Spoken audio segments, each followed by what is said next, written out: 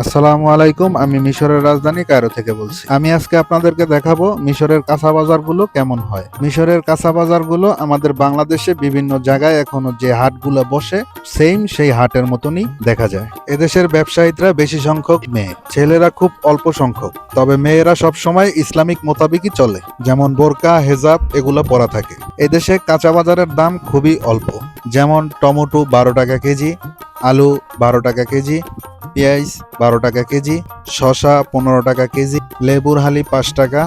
এদেশে আপনি 100 টাকার বাজার করলে একটি বাজারের ব্যাগ ভরে যাবে। এই দেশে সবচেয়ে বেশি পাওয়া যায় ফল।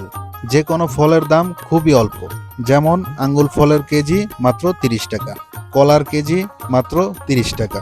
এই দেশের সবজিগুলো খুবই টাটকা, তরকারির স্বাদও আমাদের বাংলাদেশের চেয়ে একটু বেশি। এই দুই ভাই আমাদের ফ্যাক্টরিতে কাজ করে।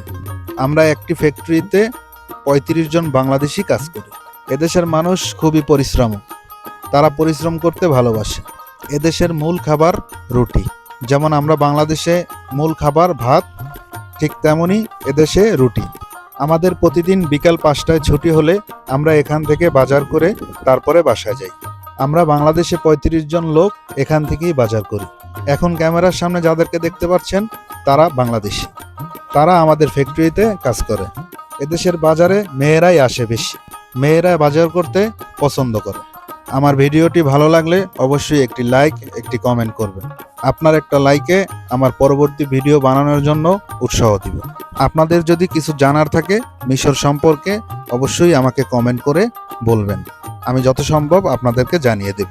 এদেশের বাজার বিভিন্ন গাড়ির ভিতরে থাকে, তারা গ্রাম থেকে শহরে আসে গাড়ি নিয়ে, গাড়ির ভিতরেই বাজার বসে এবং আবার গাড়ি নিয়েই বাসায় চলে যায়।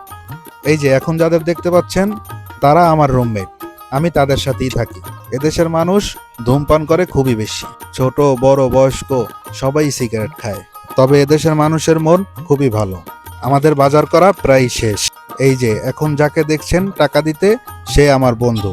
সে একটু দোকানদারের সাথে মজা করলো, তারপরে টাকা দিল। সে ক্যামেরার সামনে আসতে খুবই লজ্জা পায়। সম্পূর্ণ বাজারটা আমি আবার আপনাদেরকে ঘুরিয়ে দেখাবো।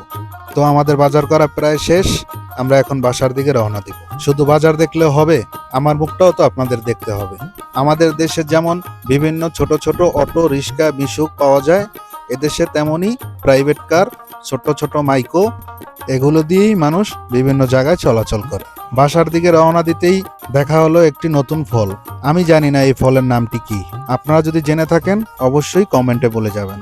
এদেশের টমেটোগুলো খুবই সুন্দর, দামও খুবই কম। এদেশের মানুষ টমেটো আর শসা একটু বেশি খায়। তো বলতে বলতে চলে আসলাম আমাদের বাসার সামনে। এটা হলো আমাদের বাসা। বাসার নিচে সবাই বসে একটু রেস্ট নিচ্ছি। আমাদের বাসার সামনে পার্কের মতো, বাসার সামনে বসলে মনটা ভালো হয়ে যায়, কারণ চারদিকে গাছপালা, তরুলতা, মনে হয় আমি বাংলাদেশে চলে এসেছি। এখানে খুবই সুন্দর সুন্দর গাছ পাওয়া যায়। তো আজকের জন্য এই পর্যন্তই। সবাই ভালো থাকবেন, সুস্থ থাকবেন এবং আমার জন্য দোয়া করবেন। আল্লাহ হাফেজ।